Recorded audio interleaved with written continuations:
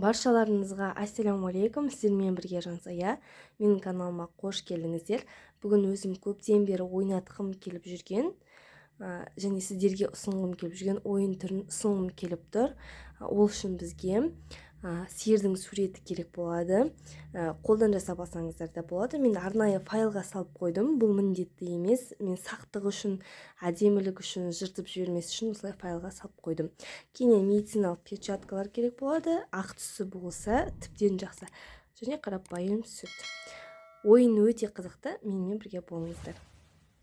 Қызықты ойынымыздың алғашқы кезеңі ол дайындық кезеңі, яғни бүкіл жабдықтардың барлығын дайындап аламыз.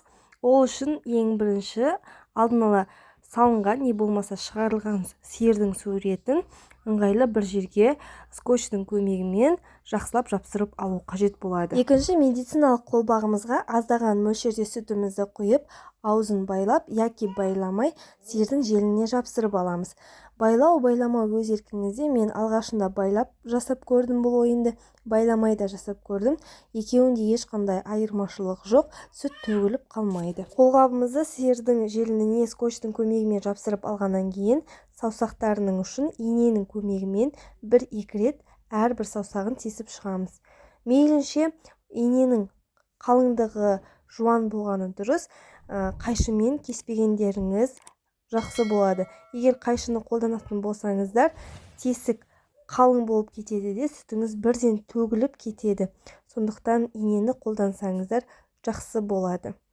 Бұл ойын арқылы көптеген балалар сүттің қалай және неден алынатындығын тәжірибе ойын жүзінде көретін болады, сезінетін болады, сипап сезу мүшелері дамитын болады.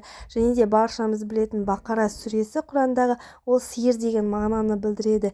Яғни айтпағым, балаңызға Құран үйрету барысында да осы шөп жеген сиырдан біз қалай сүтті алатындығын, Алланың ұлықтығын да айтып өтсеңіз болады. Өте көптеген жақтарын қолданып жерсеңіз болады. Құрметті оқырмандар, егерде осы идеяларымыз, ойынымыз, тәжірибеміз ұнаған болса, лайк қалдырып кетіңіздер, комментарийға өз пікірлеріңізді жаза кетіңіздер, ұнаса достарыңызға, таныстарыңызға тарата отырыңыздар. Және де менің өзге видеоларымызды көріп, тіркелмеген болсаңыз тіркеліп кетіңіздер. Келесі видеода кездескенше сау саламатта болыңыздар.